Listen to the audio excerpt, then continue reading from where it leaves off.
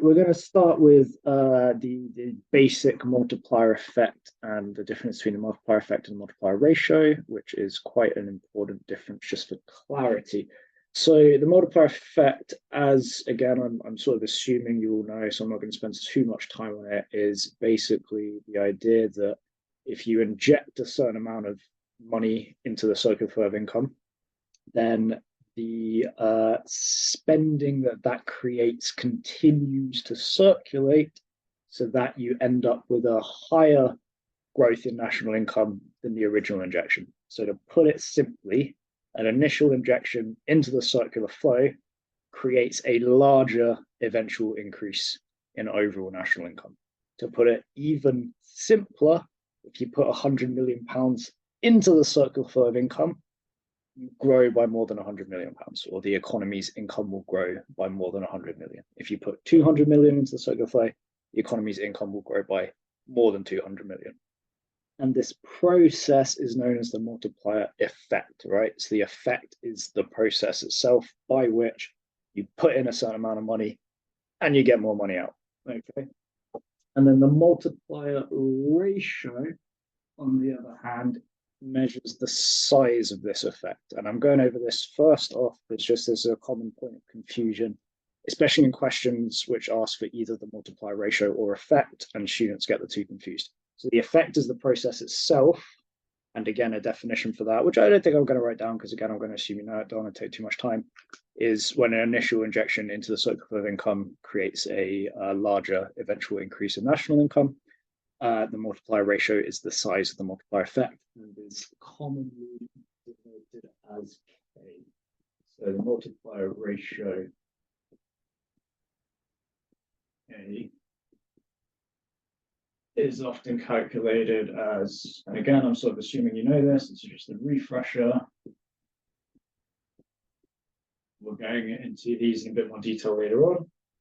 And then the multiplier effect, I'm not going to write a full definition, but I will write a equation that might help with the sort of multiplier effect understanding.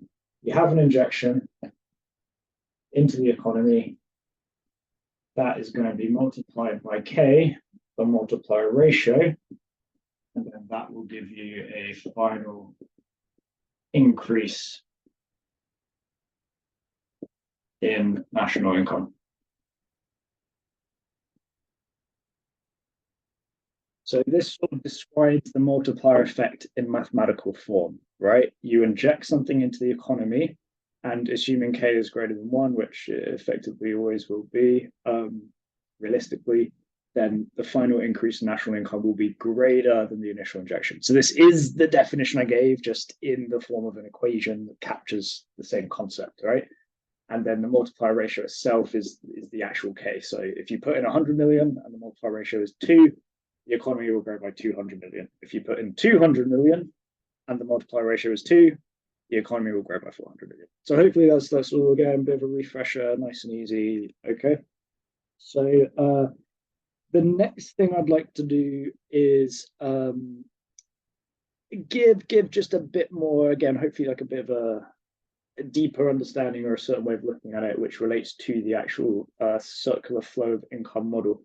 So I'm just going to draw out a very, very simple circular flow of income model without all the bells and whistles. So we have households,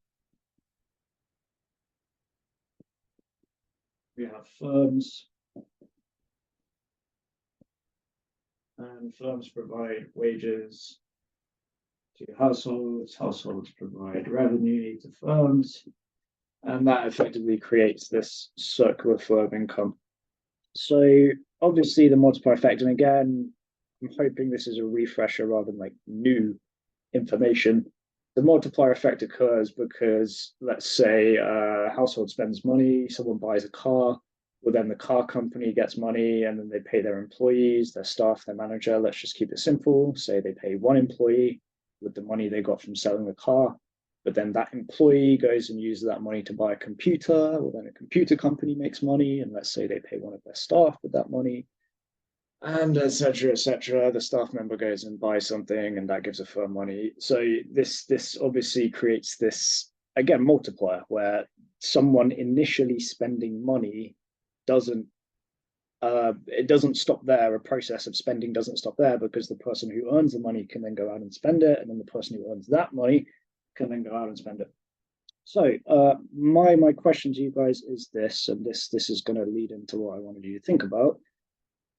If we assume all money is consumed and we put £100 into this circular flow, so imagine I give a random person £100, give it to a household and say, go out and spend this, and they spend all of it, and then the firm that gets it spends all of it.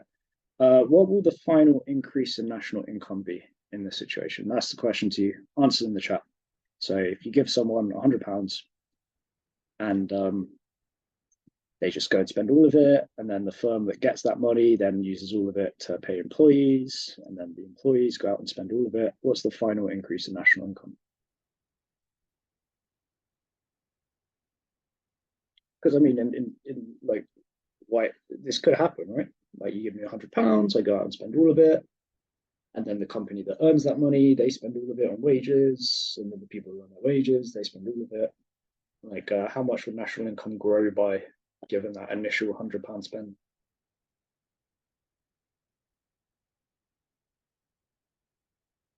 Anybody in the chat, please. As always, I'll give it a bit of time if no one's sure. It's one of those questions which is very easy, really, but might not seem easy. So what's the answer? Give it another 30 seconds. Put £100 in. People spend all of it.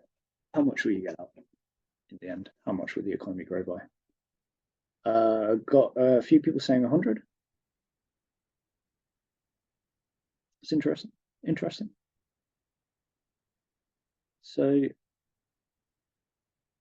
someone's got nothing. Okay, someone's just entered. So all sorts going on here. Okay, all right. I feel like I might have to give a bit more detail than I initially anticipated here. Someone said K times 100, which is not a bad answer, but that's it's got the initial injection correct, but the question is, what is K, basically? I mean, the answer K times 100 is correct, right? So I've said if you put £100 in, which is the injection, and everyone spends all their money, how much will you get out of it? Someone's put 100 times K is what you'll get out of it, which is true. But really, I'm asking you, what would K be in this situation if everyone spends all their money? And the answer is it would be infinite. The economic growth would be infinite. And if that sounds weird, it's not. It actually makes perfect sense. Think about it. If I go out and spend £100, right, that adds £100 to the economy because someone just earned £100. Now, if the person who received that money, let's say again, car company, I go out and buy a car, they receive that money. If then they pay someone's wages, that's someone else's income, and then the economy grows by another £100. And then if the person who just got paid by the car company, who got paid by me in the first place, goes out and spends all their wages, that will create another £100 for another company.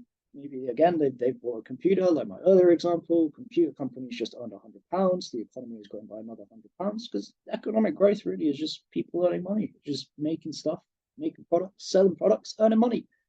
The more that happens, the more economic growth you have. So there could be from just a single £1, £10, £100, possibly infinite economic growth, which is maybe a weird concept, but again, it makes sense that there isn't, if you look at what's happened to incomes over the past 200, 300 years, it just keeps getting bigger and bigger and bigger. So there's no reason to assume there's sort of like a finite limit on how much economic growth you can get from a certain amount of money.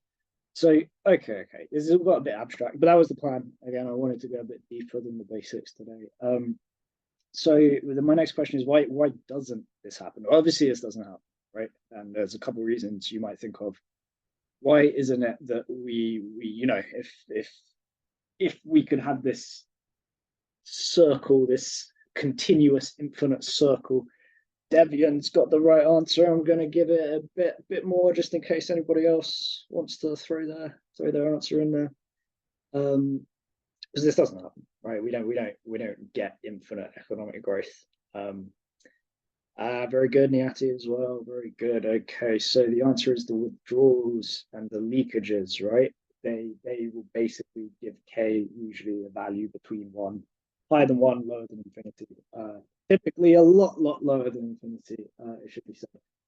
So effectively the withdrawals out of the circular flow, let's say your withdrawals on average are 10%. So, and that would mean MPW equals 1.1. That would mean 1 over MPW equals 10. So K equals 10. So in this case, what's going to happen is the household spends £100. Sorry, the household gets given £100, but it only spends 90. So 90 will go to the firm. Let's just put plus 90 to the firm. But 10 will have been withdrawn out of the circular flow. And then the firm's just received 90. Well, it withdraws 10%, maybe for taxes, saving, imports, other forms of withdrawals. But point is 10% goes out, which in this case is £9, 10% of 90. And then they spend 81 in wages. And then the households with their new £81, they save or withdraw £8.10 in this case. So it's another £8.10 gone from the circular flow. Then they're going to spend, what's 81 minus 8.10? 72.9. Someone correct me if that's wrong. So they're going to spend 72.9, etc., etc. So notice that extra spending is getting smaller and smaller and smaller until it's going to dwindle. But what we've got in K, which is lovely, is it gives us a shortcut. Instead of having to calculate for every step of spending, oh, well, £90 was spent in the first circulation and it was £81 as 10% went out, then it was 72. Instead of going through this whole laborious process until we get down to zero spending, the multiplier just gives us a way to shortcut it, right? And it just says, okay, whatever amount you put in, which was £100 in this case, it's going to multiply by 10. It's going to add £1,000 to the economy. So, okay, any questions on this? Let me know. Again, this is not really supposed to be new or super in depth. It's supposed to be a mix of a refresher and hopefully a way of looking at it that you might not have before. So I've just let a few more people into the room. If there are no more questions, we shall proceed to relating this to AD diagrams. And we might be able to do this very quickly. If anyone can just put in the chat, how do you show the multiplier effect on an ADS diagram? That is my question. I'm going to explain it anyway, but can cut a long story short here. How do we show the multiplier effect on an AD-AS diagram?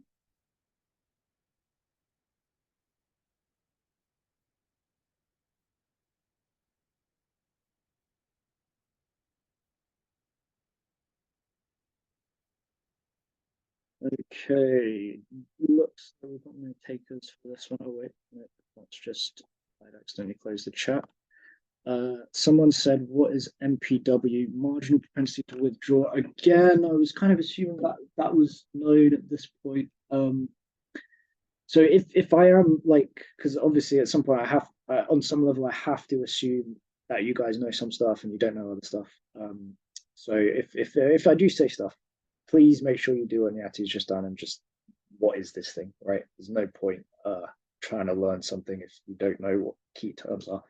So MPW is marginal propensity to withdraw, MPC, marginal propensity to consume. That's the other one I used earlier. I'm going to go into these in a bit more detail later, but again, if you've done the multiplier, you've done the multiplier ratio, it should be within that. But all right, so when it comes to showing the multiplier on AD-AS diagrams, it's actually very, very simple. I will draw it and then we're going to try and do, you guys need to explain in the chat, please, why this demonstrates the multiplier effect. So I'm going to start with AS and AD. I'm going to position my first AD quite nice and low on purpose. And then I'm going to do something like this, Y1, Y2. And that is the initial injection. You don't have to write that. That's optional. That's just a bit of extra detail. Okay. And then I'm going to do AD2 and then AD3. I could keep doing this, but I'm gonna stop that. Right, there's something very intentional going on here. What is happening? How does this demonstrate the multiplier effect using the ADS model? I should label the price levels as well. I'm just not, because laziness. Okay, how does it show the multiplier effect? All right, you could actually use this to calculate the ratio, but I'm focusing on the effect. This could be caused by an injection like government spending, or it could be caused by an injection like investment or exports. Remember, those are our three injections, I, G, and X. Multiplier effect is always related to an injection, so it's always related to these three things. And what are these three things part of? Yes, that's right, you've got it, the AD equation, right? So this could be caused by an increase in I, increase in G, increase in X, any injection into the circular flow. Could even include C in that, to be honest, even though it's not technically an injection, it is the circular flow, basically. The consumption is the circular flow. So it could be caused by increase in C, I, G, X. But how does this diagram specifically show the multiplier effect? Nobody. Absolutely nobody.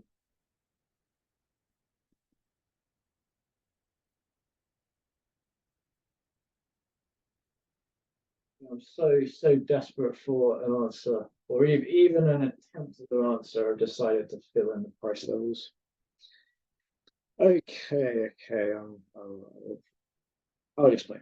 So you've got your initial injection, right? And the initial injection is a component of AD. So if you've got an increase in one of these components of AD is going to shift to the right. Okay, that's AD to AD1.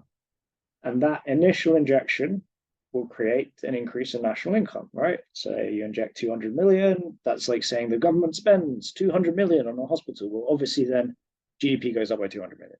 Or a firm spends 200 million on capital. Well, obviously then GDP is going to go up by 200 million.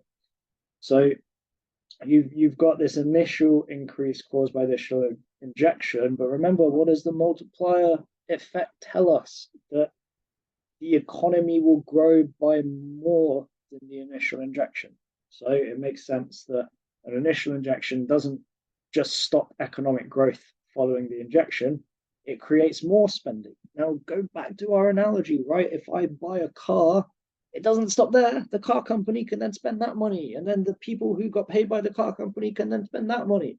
So again, obviously, when you have your initial injection, you're not just going to stop after one increase in income. That increase in income creates more spending, right? When people earn money, they can go out and spend more money, and then that creates more income, which results in more spending, etc., etc.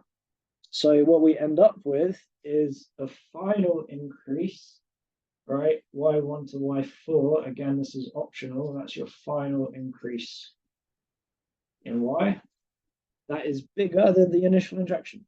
Okay, and then the difference between those, the extent to which this is bigger than that, is the multiplier ratio. Okay. So that's our first thing. We've got these multiple shifts because that is the multiplier effect, basically. Someone spends money, that creates income for someone else, which means they go out and spend money, which creates income for someone else, which means the initial spending multiplies, literally multiplies throughout the economy, right? So what, hopefully that makes things a bit clearer. What I would ideally like someone to get is, why are the shifts getting smaller? Why haven't I done just loads of equal size shifts? Why have I got this gradual decrease in the extent of the shift?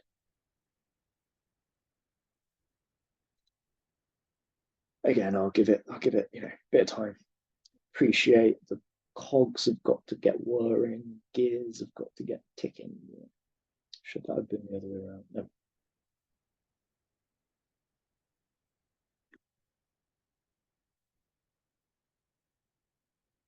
So I've got an answer about increased inflation, reducing spending. Clever, but no, Dad, only no, because this. I'm not looking for someone to bring in something that hasn't been covered today. There's the answer here lies in what we've covered today. Remember, the root of the multiplier is the circle flow of income concept. Okay, Yash says it will eventually stop flowing. Why? Why? Devak's got a very nice answer, but a bit too detailed for this point of the um, lesson, maybe later. Kershi, well done. Niati, well done. Devian, well done. Okay, Yash, I think as well. Possibly, depending on what you meant by it will stop flowing. But remember, there were withdrawals. That was the whole point, right? Remember, and again, I appreciate I've gone through it fast, and maybe a bit more of a refresher was necessary than I gave. But we talked about you start off with 100, and let's say 10% is withdrawn. So then this is spent, and it goes down to 90, and then 10% is withdrawn. So the amount spent next time goes down by 10% to 81, and then that is spent, but 10% of the 81 is withdrawn. So because of withdrawals, each round of spending in the multiplier process, less is going to be spent each time. So we've got a couple of facts to consider, right? Firstly, you put an amount into the economy, it's going to generate a greater amount of national income. And that's going to happen through a sort of series of spending and earning and spending and earning and spending and earning, etc., etc. But in each circle, in each phase of spending and earning, less is going to be spent each time. So you've got your initial injection, and then there'll be another round of spending that'll be smaller than the initial injection, depending on MPW, depending on how much people are saving and how much of their income they're spending. And then there'll be another round of spending, but that'll be less because, again, some of that money has been taken out and saved, etc., etc., etc. So they have asked a line marker that basically wanted this. So it is important to, even if you don't fully like wrap your head around it, it is important to at least memorize that this is how you can show the multiplier, right? It's always going to be shifts in AD because the injections are fundamentally components of AD, not necessarily aggregate supply. It's always going to be AD, and all you have to do is multiple shifts where I usually think 4-3 you can actually get away with, but 4 for me is a nice kind of compromise where you've got one shift and then a smaller shift and then a smaller shift. Okay, and that again is because each round of spending is going to get smaller, or the amount of spending is going to get smaller because some of the income is not going to be spent because people are saving 10% or it's being taxed or it's going to imports or whatever. So, okay, if there are any questions on this, again, let me know. But that's effectively it in terms of AD AS diagrams in the multiplier. So next we're going to get on to the most common mistake with this topic, which is to do with the mathsy stuff, MPC and MPW and all of this. Okay. So, all right, I'll assume no questions. Now, remember, if there was no withdrawals, what would happen? Well, you just have a continuous, never-ending increase in spending, right? As with my first question. But what you're getting because there are withdrawals is eventually the process comes to a stop.